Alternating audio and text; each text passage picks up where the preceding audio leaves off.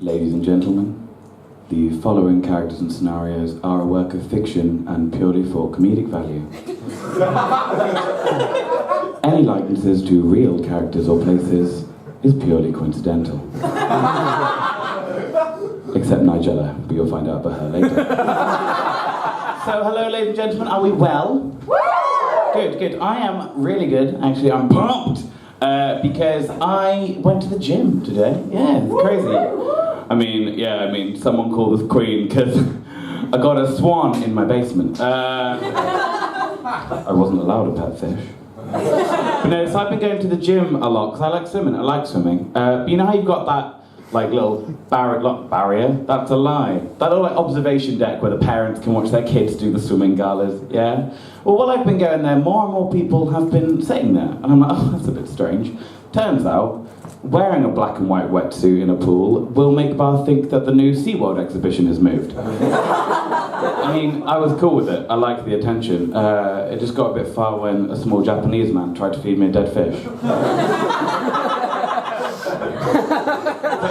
So that was my sign. That was my sign. I had to go to the real gym. And I started going to the real gym, and it was crazy, you know. But over time, I used to go on the treadmills. I still go on the treadmills.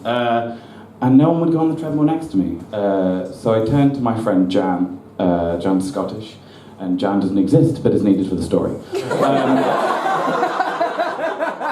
And I turned to Jan and went, Jan, why is there no one on the treadmill next to me? And she goes, oh, Gareth, I can't tell you, it's just too mean. And I'm like, oh no, please, Jan, please, just tell me. She goes, well, there's a rumour going round that, she's from the border, it's fine. There's a rumour going round that you'll eat anybody who goes on the treadmill next to you. Why would someone say that? Who would start such a vicious rumour? I did! I started that rumour, and do you want to know why? Do you want to know why, ladies and gentlemen? Because I hate people. Right? You know in the Looney Tunes when Wile E. Coyote sees Roadrunner and he turns into a juicy T-bone steak? Yeah? Do you know how off-putting it is to be running, turn to your left and see a Big Mac? Alright? Do you know what's even worse? It's running faster than me, okay? Top half Ronald McDonald, bottom half Usain Bolt. It's not cool. It's not fair, alright?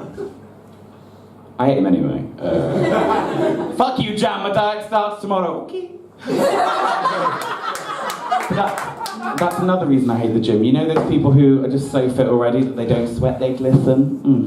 Yeah. So I mean, they've got like models. You've got like, you know, Giselle, Tyra Banks, and I'm not getting enough to think of any more models. But you've got them, and then it goes down to, that's me. And I made the mistake of wearing grey to the gym. Those of you who don't know about grey, he knows about grey. Those of you who don't know about grey will find out that grey cloth absorbs any drop of moisture and will show the world and literally screams out of a megaphone. So you've got these beautiful Adonises, and then you've got me, the damp panda. Just chilling, just having a good time, but I don't just sweat at the gym, I sweat in clubs as well. I am a serial sweater, it's not nice. And you know the film The Little Mermaid? You know the scene where she flicks her hair out the sea and her luscious locks just glisten and spray beautiful salty brine across the screen? So I was in Poon on ours. And the Aussie anthem, Willow Smith, Whip My Hair comes on, and you've got to do as she says, so I do. And I whip my hair, turning around in the process, because I'm a very skilled dancer. And I turn around, and it's a disaster. People are screaming, why, God, why? It looks like an acid attack in downtown Kensington. People are screaming for their lives. Oh, the humanity! Luckily, the Japanese tourists who followed me from SeaWorld had packed their giggles to the splash zone. But the reason I'm overweight is because I eat. I like to eat. The reason I like to eat, Nigella. Am I right? Like, come on, she's a goddess.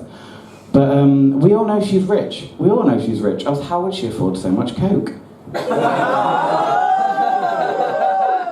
Yeah, I said it. But no, you know she's rich, and she has a thing called store-cupboard staples, which apparently everyone will have in her house. And she'll turn around and go, oh, let me just get one of my store-cupboard staples. Chinese rice oil, hand squeezed by teeny tiny baby Tibetan monkeys. Golden fish scales from a very rare fish in southern Mexico. You can't get these at Waitrose. I killed the rest and kept the last one in my basement. Things would be different if she was a student, alright? Think you're out of Aldi own brand chili sauce. Add some hard, calcium-heavy water to it, give it a shake, and it'll be the perfect soupy sauce for those tomatoes from the back of the fridge that are blacker than Katie Hopkins' soul. Hold on, let me just get my store-cupboard staples. Ooh, chewy digestive biscuits and a half-open tin of beans. Meal fit for a king. Bitch. The thing is, though, I love the way she starts her shows. I love the way she starts them, because she always has a scenario. So, last week, she was on the phone. Yeah. Yeah.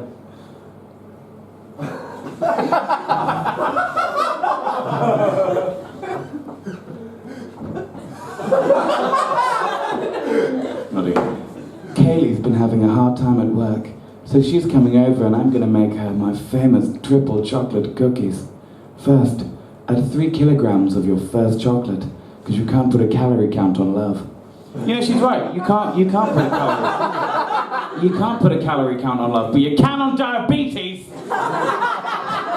But not only does she finish her start her show in an amazing way, she finishes it as well. We all know the famous Nigella finish, the sly grin. She goes down to the fridge, opens it, and just takes she takes a really big slice, actually, I'm not gonna lie. But she takes a bit and just has a nibble of the daughter's cake for the bake sale. Never mind, I'll make one in the morning. Things would be different if she was a student. So she's just seen the acid attack in Punanaz. She comes down, stumbling down the stairs. She rips open the fridge and lunges in and pulls out a block of cheese. She lunges for the knife. Be careful, Nigella. Blades were not meant for the drunk and disorderly. She slices open the top. Okay, I'm ready, Nigella. You cut some slices and but you're putting the knife down. How else will you cut your cheese and put it on rich crackers? She took a bite out of it. Now, come on. We all know that one person who does take a bite out of the cheese, and if you don't, you now know me. But, okay, Nigella, you've closed the fridge. But the cheese is still out.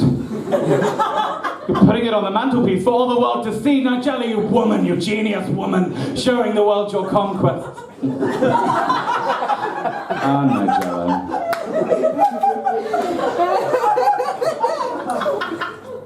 Any singletons in the house? Any takers? Rude. No, yeah, I am single, and I think the media gives you unrealistic expectations of dating nowadays. I mean, the eHarmony adverts. Girl on the platform, smile. I was smiling at him. Sorry. He's got lovely arms. And you got the other one, you got the I like old movies. Like Star Wars. And the Phantom. No! No. But no, I tried all sorts of dating. I really did. I tried dating apps. I'm gay, so I tried Grindr. Everyone heard of Grindr? I feel I've got an expert in the audience. I just see him just brush his hair out. Didn't have me. No, I tried Grindr for a little bit, and I really didn't like it, so I deleted it. But you know when people use it, because you're in a local gay establishment, obviously in the dark, because that's how we like it. And then in the corner, you'll see a poor, lonely homosexual be on his phone. All of a sudden, his face is awash with an orange glow. It's a lot like that scene in Lord of the Rings, you know. The beacons of Grindr are lit! Homo calls for aid. There's mountains. But yeah, no, gay guys are really like Lord of the Rings. I'm not kidding. Honestly. We're more than happy to go on holiday with 9 other men. We will do anything for small shiny trinkets. And at the end of the day, someone's ring becomes a fiery mess.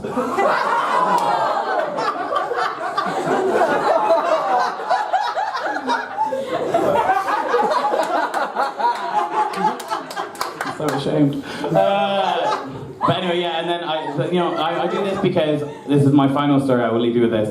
I had a real life dating experience is probably the only way to call it, because it's horrific and it'll haunt your souls. Let me just set the scene even. Driver, roll up the partition, please. Don't want to be seen outside on her knee. Yeah, it's music, cool. So we're in our club, and anyone from Bath Uni here? Ooh. Yes. No, so everyone, you know how there's a bit like a fake like aggravation between Bath Spa and Bath Uni?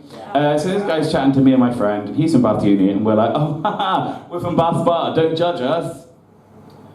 And he just leans in. He's leaning in, it's quite a distance away. And he comes right up close to my face and goes, oh honey, I only judge people when they're inside me.